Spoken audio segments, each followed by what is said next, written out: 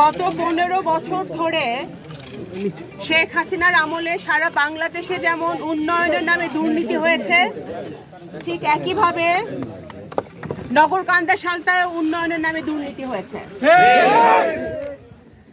আমরা mega mega প্রজেক্টের নামে মেগা হাজার হাজার কোটি টাকার দুর্নীতি, হাজার হাজার কোটি টাকার পাচার, ব্যাংক লুট, এগুলো আমরা গত 15 বছর ধরে দেখে আসতেছি, যা আমাদের সাধারণ জনগণ, আমাদের কৃষক, আমাদের শ্রমিক, আমাদের ছাত্র যুবক যারা ছোট ছোট ব্যবসা করে চাকরি করে খেটে খাওয়ার চেষ্টা করছে, তাদের বাড়ি গাড়ি শূন্য করে তাদের পকেট খালি করে শেখ হাসিনা এবং তার দোসররা গত 15 বছর আমি সেই সাংবাদিকগুলোকে ধন্যবাদ জানাই, সাংবাদিকগণকে যারা এর উপরে নিউজ করেছেন। যদি নিউজটা না আসতো, সারা বাংলাদেশ জানতো না যে কুমার নদের বালি কাটা হচ্ছে অবৈধভাবে।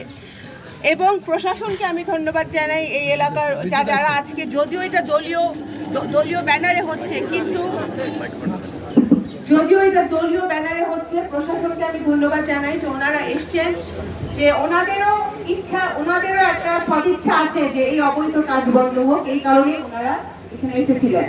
সঠিক প্যাড আর সঠিক তথ্য দিয়ে কেশু সামলে নিব এক হয়ে। Monalisa sanitary napkin. জানি না এই কুমার নদের বালু উত্তোলনের পিছনে কারা আছে। পত্রিকায় কিছু কিছু নাম উঠে আসছে।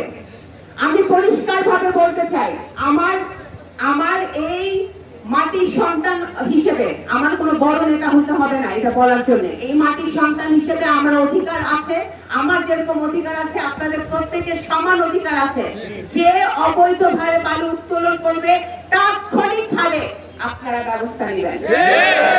আপনারা প্রশাসনকে জানাবেন যাতে যারা এই অবৈধ কাজ করছে, অবৈধভাবে পয়সা উপার্জন করছে, তারা যেন আইনের আওতায় আসতে পারে। সৎ উপায়ে উপার্জনের ব্যবস্থা করতে হবে, কিন্তু অসৎ উপায়ে কেউ এসে যে ট্রেজার বারবার ঢুকাবে। এবং আমি যেটা পত্রিকায় পড়লাম যে ম্যানেজ করে, কারা ম্যানেজ হইতেছে এটা আমি দেখতে চাই।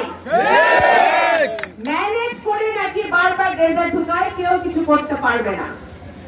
এই নগরকান্দা সাঁওতাল মাটিতে যতদিন কে মোবাইদুর রহমানের সৈনিকরা আছে, জিয়ার সৈনিকরা আছে, তারেক রহমানের সৈনিকরা আছে, ততদিন পর্যন্ত এখানে কুমার নদের অবৈধ বালু উত্তোলন এবং কোন অবৈধ কাজ নগরকান্দা সাঁওতাল মাটিতে হবে না। আমি বারবার আপনাদেরকে সাবধান করি। বারবার কেন সাবধান করি?